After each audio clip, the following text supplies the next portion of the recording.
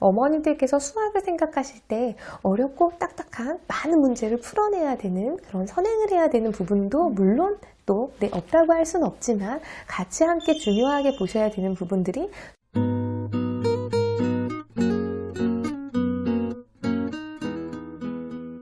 안녕하세요. 교집합 스튜디오 주전쌤입니다. 오늘 스튜디오에는요, 24년차 수학교육 전문가이자 초등, 중등, 고등 세 아이의 엄마이신 전문가 선생님을 모셨습니다. 안녕하세요. 안녕하세요. 네, 제가 단도직입적으로 질문 한번 드려볼게요. 우리 아이들이 수학 잘하는 환경이 따로 있다고 선생님 말씀하셨거든요. 네. 그 환경이라는 게 도대체 뭘까? 너무 궁금하실 것 같은데 그거부터 한번 말씀해 주세요. 제가 오랜 시간 동안 아이들을 지도해 오면서 우리 아이들이 크게 공통점과 차이점이 있었는데요. 네, 우선 공통점이란 아이들이 관심을 가지는 부분들에 있어서 모두 다 잘하고 싶은 마음이 있는 것이 공통점이었어요. 네네. 그런데 차이점은 어떤 아이들은 소위 정말 날 때부터 수학을 잘해 이렇게 보이는 아이들이 있고 또 어떤 친구들은 수학에 대해서 어려운 마음을 가지고 힘들어하는 친구들을 만나보았는데요. 그 차이가 비단 아이 역량만의 문제일까라는 생각을 하다가 네. 아이들이 성장해 왔었던 그 환경의 차이로 인해서 많은 부분들이 또 변화가 있구나라는 부분들을 발견했습니다. 네네. 그래서 저는 어머님들께 이 수학 잘하는 환경은 따로 있습니다 라는 부분들을 전달해드리고 싶었고 시기적으로 아이들의 성장 과정에 따라 어떻게 환경들이 변화되어야 하는지 그리고 또 우리 아이들이 어렸을 때 어머님들과 함께 만나는 내부적인 환경을 넘어서 학령기에 접어들어서 교육과정을 통해 만나게 되는 외부적인 환경에서 어떻게 성장해야 되는지에 대해 말씀을 드리고 싶었습니다. 네, 그러면 좀 전에 내부적인 환경, 외부적인 환경 말씀하셨거든요. 네. 내부적인 환경이라는 게 뭘까 좀 궁금하실 것 같은데 자세하게 설명 좀 부탁드릴게요. 우선 내부적인 환경이란 아이들이 처음 수학을 접하게 되는 환경이죠. 어린 시기, 예를 들어 3세에서 5세 정도 시기의 아이들은 모든 것들이 다 호기심이 발달된 상황이잖아요. 네. 그런 상황에서 수학을 접할 때 너무나 재미있는 이슈로 만나게 되는 그 시작입니다. 그래서 저는 아이들하고 그 시기에 대화하고 만날 때에는 이 아이가 지금 수학을 처음 만나는 이 순간이구나. 이 시기에 주인공이 내가 아닌 우리 아이가 되게 해줘야 되겠다라는 생각을 항상 했고요. 아이가 이 수학적인 표현을 알아갈 수 있도록 표현해낼 수 있도록에 대한 것을 많이 제가 먼저 설명해주고 알려주고 하는 부분들이 아니라 아이가 주인공이 되도록 그런 부분들에 대한 신경을 좀 많이 썼었습니다. 네. 재미있는 환경 속에서 수학을 접한 아이들은 긍정적인 마음을 가지고 있잖아요. 네네. 그 시기에 아이들이 조금 성장을 해서 5세에서 7세 시기 정도가 되면 사실 이제는 실생활에 있었던 구체적인 수학들이 하나 둘씩 지면으로 넘어오게 되죠. 네, 어린이집이나 유치원에서 만나게 되는 그런 자연스러운 학습들이 이전에 재미있었던 그런 상황처럼 우리 아이가 접해줄 수 있게끔 그래서 그 시간에서도 아이들이 주인공인 거죠. 그래서 알게 된 내용들에 대해 아이들이 이제 얘기할 수 있도록 이제 관심을 많이 기울였고요. 또한 제가 여기서 조금 강조했었던 부분들은 5살 친구들이 이제 공세기를 하잖아요. 네. 세 개의 공을 세어가는 것과 학교 1학년이 올라가서 8살 친구들이 하는 숫자 세기도 같습니다. 그래서 아이들에게 얘기해 줄 때 어머 너무 잘했구나. 이거 원래 8살 형님들이 하는 건데 어떻게 우리 5살 친구가 이걸 했을까? 정말 멋진데 나중에 수학 박사가 되겠어. 이제 이렇게 네. 아이들에게 작은 시도와 노력들을 했을 때 이 부분을 인정해주고 표현해주는 부분들 그 부분들이 되게 아이들에게 편안하게 느껴지게 하고 수학을 재미있게 느껴지는 부분들이 되게 되었던 것 같아요. 즉 그렇게 7세 시기를 지나서 학교에 들어가면서 만나게 되는 환경들은 아이들이 조금 달라지게 되죠. 학교에 진학을 하게 된 초등부 아이들의 경우에서는 아이들이 주도권을 가지는 부분들이 연장이 되어야 되죠. 네. 그래서 내가 어떤 공부를 하고 싶고 어떤 선생님을 만나고 싶은지 어떤 시간에는 학습을 하고 어떤 시간에는 놀이를 하고 싶은지 아이가 주도권을 가지고 아이와 함께 충분히 대화를 하셔서 그 시간에는 책임감 있게 학습을 할 수 있는 부분들이 필요하고요. 또한 아이가 주도권을 가진다 함은 아이 스스로 사고를 해야 되기 때문에 스스로 사고할 수 있는 능력은 독서를 통해서 가능하잖아요. 그래서 책 읽기 습관이 함께 병행해서 진행이 되어야 됩니다. 그리고 또한 아이들은 모두가 다른 친구들이고 그쵸. 성장 속도도 다 다른 그런 부분들이기 때문에 아이들 한 명 한 명의 개별적인 맞춤 수업들이 가능한 그런 부분들로 우리 아이들의 환경을 만들어주시는 것이 내부적인 요인이다라고 말씀드릴 수 있을 것 같습니다. 24년 동안 아이들을 가르치셨다고 하셨잖아요. 네. 그래서 아이들이 6, 7세부터 고3까지 굉장히 다양한 스펙트럼의 아이들을 가르치셨다고 이제 들었어요. 네. 그러면은 그 중에 분명히 잘하는 아이들도 있고 네. 못하는 아이들도 있고 했을 네. 거잖아요. 네, 그죠? 네, 네. 그러면은 특히나 수학을 칠색팔색하는 아이들도 분명히 있었을 거예요. 네. 우리 학부모님들 중에서 우리 아이가 그런 아이인데요 하시는 분들도 계실 텐데 네, 네. 그런 아이들은 우리 부모로서 어떻게 도와주는 게 좋을지 그게 참 고민이실 것 같아요. 선생님 노하우 한번 풀어놔 주시죠. 우선 어머님들께서 여러 부분에서 선생님 말씀에 공감을 하실 것 같아요. 왜냐하면 지금 저희가 큰 부분들을 경험했었습니다. 실은 3년 전에 마스크 쓰고 견뎌내야 했었던 네, 코로나 시기를 모든 아이들이 다 겪었죠. 근데 그 시기에 아이들이 눈에 보이지는 않지만 수학이라는 과목에 대해서 생각을 해보았을 때 수학의 이런 계통적인 학문이어서 그 한 계단에 완벽한 이해도가 없으면 그 다음 계단을 올라가는데 아이들이 굉장히 힘들게 느껴지잖아요. 네.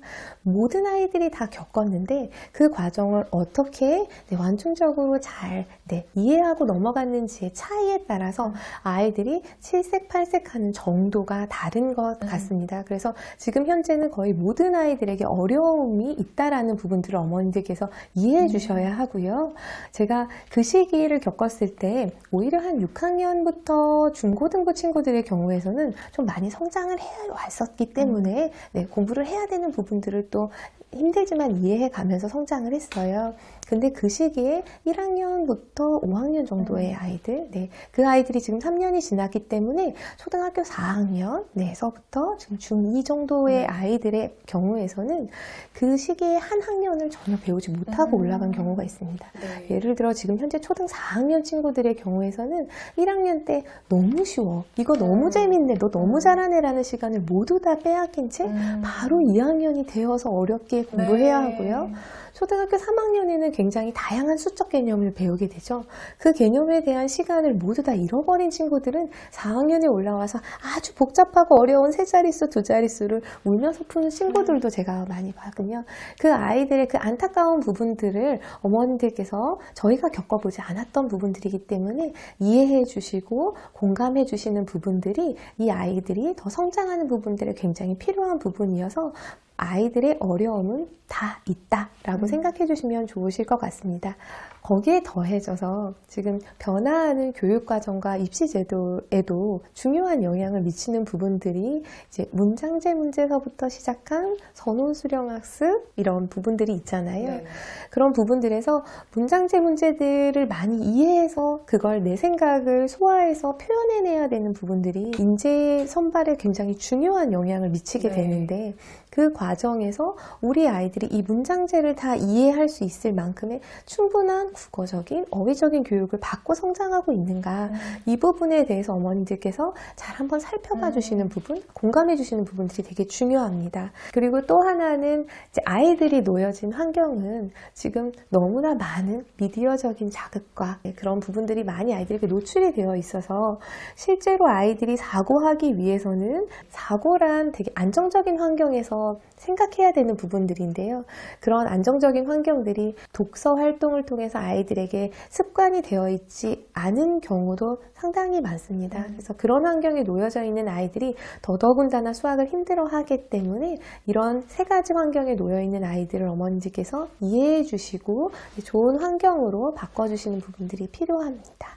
제가 작가님이 쓰신 책을 네. 이 책이에요. 수학 좋아하는 아이를 만드는 환경의 힘이라는 이 책인데 수학 잘하는 환경은 따로 있습니다 라는 제목이거든요. 근데 이 책을 쭉 보다 보니까 영재원에 입학한 작가님의 큰아이 이야기가 들어가 있더라고요. 네. 굉장히 인상적이었는데 네. 거기 이렇게 작게 써있는 소 제목이 합격의 비밀이 의외의 재능에서 이제 빛을 발했다라는 표현이었어요. 네. 근데 우리 학부모님들이 부족한 아이는 그래 저렇게 해줘야지 라는 얘기를 지금 들으셨는데 네. 의외라고 하니까 저도 좀 궁금했거든요. 그 얘기를 좀 풀어놔 주시죠. 네. 제가 이제 중고등부 아이들 입시 지도를 공부를 하면서 마지막에 아이들이 한 끗차로 선발되는 그 능력의 차이가 면접에서 굉장히 많은 부분들의 차이가 나는 걸 발견을 했어요. 네. 그래서 제 아이만큼은 수학을 좋아하는 아이, 그리고 빛나는 아이로 지도하고 싶은 생각이 있어서 아이가 아주 어렸을 때부터 한번 이렇게 주의 깊게 살펴보았습니다. 그리고 초등 2학년 무렵에 이제 대학 부설 영재원에 대한 이제 모집 공고를 보고 대학에서의 인재선발 과정의 미니 축소판이 대학 부설 영재원에서의 아이들의 선발 과정이기 때문에 우리 아이가 어린 나이에 이 기회를 접하게 되면 어떤 부분들이 필요한지를 내가 경험하게 될 것이고 그런 부분들을 채워나가면서 성장을 한다면 대입에서 굉장히 유리할 것이다 라는 생각을 했어서요. 실제 영재라고 생각하지 않았습니다. 실제 우리 아이가 영재라기보다는 저는 수학을 잘할 수 있는 아이라고 생각을 했고요. 그래서 되던 안 되던 한번 경험해보자. 네, 경험해보자. 어떤 문제들이 나오고 그 순간에 네가 어떻게 너의 생각을 표현할 수 있는지 한번 그 자리에 한번 가보자 라고 했고요. 아이한테도 되게 소중한 기회였네요. 네, 아이도 되게 즐거운, 왜냐면 이미 이전부터 수학은 즐거웠던 자극이었기 때문에 좋아요 하고 이제 이렇게 가게 되었고요. 처음에는 1차는 이제 이렇게 기출문제들을 생각해보는 부분들인데 물론 마저 어려운 문제를 풀 것 같지만 초등학교 2학년 아이들이 풀 수 있는 문제가 그렇게 많이 어렵다는 문제라기보다는 여러 가지 사고를 생각해 볼 수 있게 하는 문제잖아요. 네, 같은 현상을 두고 10가지 이상 표현해 볼 수 있는 부분들, 다양한 사고를 즐겁게 아이가 이끌어가는지를 보는 이제 지필 평가들이 마무리가 되고 두 번째 이제 면접 과정이었었습니다. 아이가 그 면접을 마치고 나서 너무나 즐거운 모습으로 나왔던 게 기억에 나는데요. 네. 너무너무 재밌었어 라고 얘기하더라고요. 이전에서부터 아이가 주인공이 될 수 있도록 제가 아이가 계속 이야기할 수 있도록 했었기 때문에 그 면접관님과의 대화에서도 너 요 녀석 정말 똘똘하게 이야기하는구나, 재미있게 이야기하는구나 라고 칭찬을 받았군요. 네, 면접관님께 칭찬을 받았던 거예요. 네. 그래서 저는 그 부분이 수다력이라는 표현을 넣었고요. 지금 현재 대입 과정에서도 인재 선발 과정에서 중요하게 보는 부분들이 창의적인 표현으로 나의 생각을 글로 쓰고 논술형 평가죠. 네. 그리고 말로 표현해내는 그런 면접에 대한 부분들이 그리고 학교의 수행평가 부분들이 굉장히 강조가 되고 있는 부분들이기 때문에 어머님들께서 수학을 생각하실 때 어렵고 딱딱한 많은 문제를 풀어내야 되는 그런 선행을 해야 되는 부분도 물론 또 없다고 할 수는 없지만 같이 함께 중요하게 보셔야 되는 부분들이 수학적인 표현 능력, 이 수다력에 대한 부분들도 한번 어머님들과 아이들의 대화를 통해서 만들어 나가시는 부분들이 중요하다라고 이렇게 생각합니다. 그 아이가 지금 몇 학년인 거예요? 지금 고등학교 2학년이어서 와, 많이 한참 컸네요. 입시 준비를 네. 하고 있고요. 네, 수학이 너무 재밌다. 아직도? 네, 와. 여전히 네. 너무너무 풀어내야 되는 이 도전 과제가 재밌다라고 하기 때문에 어떤 결과 여부를 떠나서 아이가 즐길 수 있는 수학을 만들어주는 부분들, 그 과정들을 어떤 기준과 잣대와 점수로 가는 것이 아니라 아이가 주인공이 될 수 있는 환경이 굉장히 중요하다는 생각이 들었습니다. 네, 뭐 아까 전에도 말씀드렸지만 초중고 아이들 고르게 가르치셨다고 들었고 네. 수학을 잘하기 위해서 우리가 꼭 챙겨가야 될 여러 가지 영역들이 있다라고 표현을 하셨거든요. 네. 그 중에서 저는 우리 구독자님들이 좀 궁금해하시는 얘기를 여쭤보고 싶어요. 네, 네. 심화 파트 네, 좀 네. 여쭤보고 싶은데 네. 좀 전에 아이들한테 뭐 이런저런 경험을 하고 즐겁게 뭐 네. 주도권을 갖고 이런 얘기를 하셨지만 네. 이게 어떻게 보면 선행과 심화 사이 딜레마에 살짝 갇힐 수도 네. 있는 얘기인 것 같아요. 네, 네, 그렇죠? 네. 왜냐하면은 어느 정도 속도도 가야 되고 깊이도 가야 되는데 어려워지면 아이들이 즐겁지 않고 그렇죠? 네, 네. 어떤 아이는 즐겁지만 네, 네, 대부분의 네. 아이는 즐겁지 않고 네, 네. 속도도 늦어지고 네. 여러 가지 문제가 발생. 그럼에도 심화는 해야 되잖아요. 네, 네, 네. 심화에 대해 선생님의 생각 네. 좀 얘기해 주세요. 네, 네. 선생님께서 말씀해 주셨듯이 어떤 친구는 심화 과정들이 즐거운 친구가 있고 또 어떤 친구들은 그 심화 과정이 굉장히 어려운 친구들이 있는데요. 네. 아이들이 즐거운 심화를 하기 위해서는 저는 책에서 단계별 심화라고 적긴 했습니다. 어찌 보면 좀 친절하게 스몰 스텝으로 아이들이 한 단계 한 단계 성장할 수 있는 부분들이 되어야 하는데 자칫하면 정해진 교재에 맞춰서 이 교재를 풀고 그 다음 교재로 갔는데 너무나 갑자기 확 어려워져 버린다면 아이들은 그 단계에서 심화 과정을 즐길 수 있는 상황이 될 수 없기 때문에 어머니께서는 그 단계적인 친절한 찬찬한 심화 과정들에 대해서 그런 책들에 대해서 많이 살펴보셔야 되는 부분들이 필요하고요. 또 두 번째, 아이가 심화 과정을 겪을 때 이렇게 조금 어렵다라고 느끼면서 과정이 진행되는 아이들의 경우에서는 아이가 이 문제를 통해서 사고해 가는 과정, 그 과정들이 이렇게 수적으로 그냥 전달이 되는 부분들이 아니라 수학은 단계적인 논리를 통해서 진행이 되잖아요. 아이의 사고 과정이 이 문제를 통해서 어디까지 사고가 되어 가고 있는지에 대한 소통이 더 이상은 이제 말로는 좀 어렵고 글로 소통이 필요하잖아요. 그래서 아이가 심화 과정으로 넘어가기 이전에 갖춰져야 되는 부분들은 나의 생각 과정들을 잘 정리해서 풀이해 볼 수 있는 습관, 네, 그 풀이노트에 대한 과정들이 굉장히 중요하고, 일단 내가 생각하고 있는 부분을 내가 내 글씨로 썼는데 내 마음에 들고 이 과정은 모르겠는데 여기서부터 모르겠는 부분들을 선생님이나 혹은 어머님들이 보시고 이 다음 사고 과정에 대해서 조금 더 친절하게 함께 이제 생각해 보는 과정들이, 그래서 이 아이의 생각의 과정들을 짚어가는 부분들이 풀이과정 훈련 그리고 선호 수령 훈련과 되게 연결이 되어 있습니다. 그래서 이 능력을 갖춰져 있지 않은 아이들에게 심화에 대한 부분들에 대한 걸 자꾸 말씀하시면 아이들은 그 과정을 넘어갈 수 없기 때문에 네, 그 순서에 대한 부분들이 굉장히 중요하다 어머님들께 말씀드리고 싶습니다.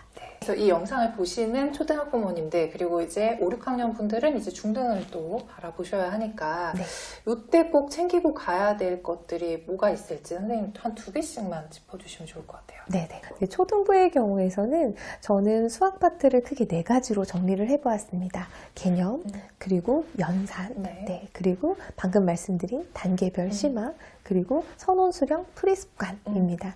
이 4가지가 골고루 밸런스 있게 아이가 다 아우러져야만 비로소 처음 개념서부터 마지막 심화, 네, 유형의 문제들, 경시 문제들까지 도전해 갈 수 있기 때문에 우리 아이의 수학의 학습의 교재가 이 4가지가 다 탄탄하게 갖춰가고 있는지 점검해 보셔야 되는 게 초등 부분에서의 살펴보실 부분이시고요. 이후 중등부로 넘어가게 되는 과정에서는 우선 저희가 초중에 너무 몰입을 하다 보면 고등 수학에 대한 부분들을 관과한 채로 거기에 이제 집중하실 수가 있는데요. 중요한 부분들은 또 고등 수학에서의 얼마나 많은 영역들을 아이들이 공부해 나가야 하는지, 그 과정의 공부 양에 따라서 지금 현재 중등부에 공부하고 있는 양과 앞으로 만날 고등 과정의 양이 밸런스 있게 조화가 돼야 되기 때문에 중등 이상서부터는 네, 어느 정도 단계로 맞춰진 심화 부분과 앞부분 고등 부분들을 아이들이 마지막까지 잘 갈 수 있도록 하는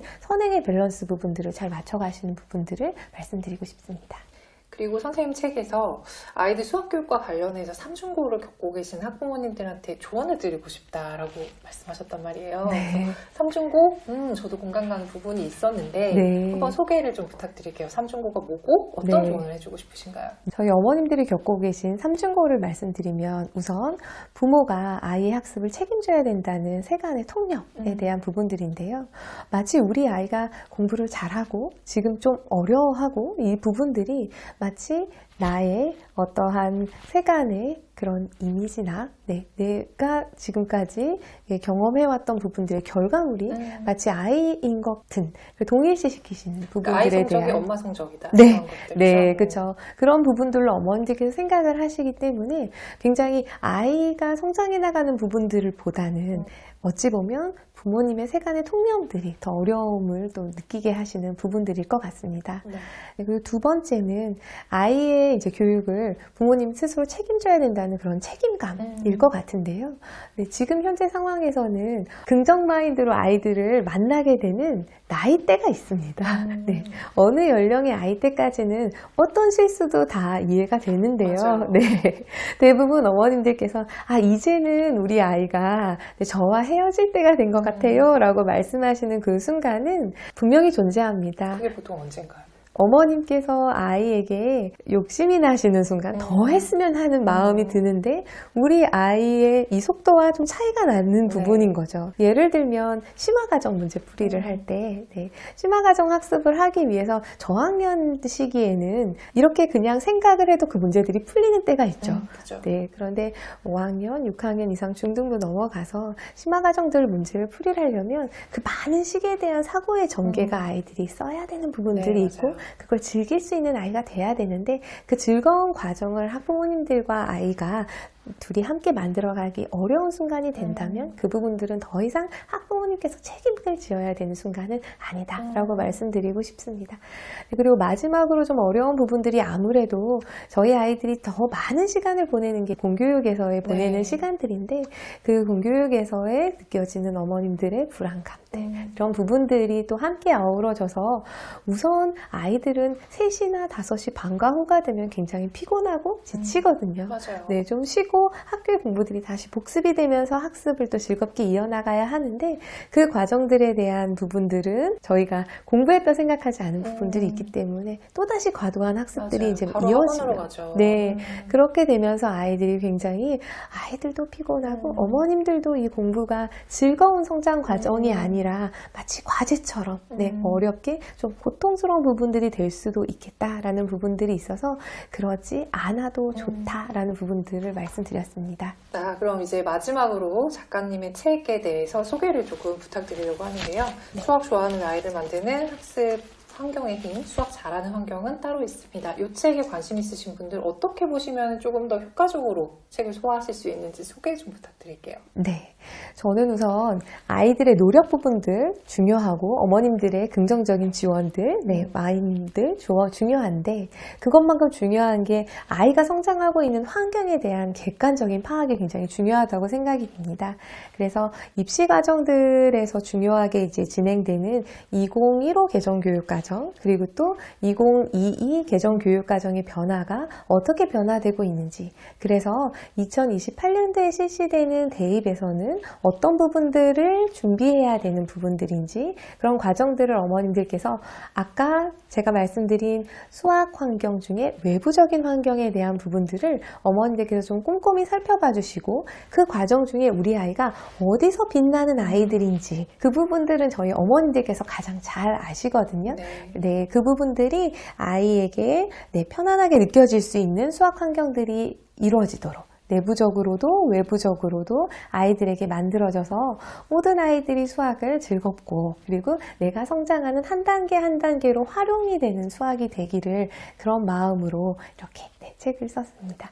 네, 여기까지 선생님의 말씀을 듣고 나서 선생님 책에 대해 관심을 가지시는 분들 많이 생기실 텐데요. 저희가 책 나눔 이벤트 진행하고 있습니다. 더보기와 고정 댓글 확인하시면 10분께 선물 보내드리도록 하고요. 선생님 오늘 길지 않은 시간이지만 이렇게 좋은 말씀 많이 나눠주셔서 너무 감사합니다. 수고하셨습니다. 초대해 주셔서 감사합니다.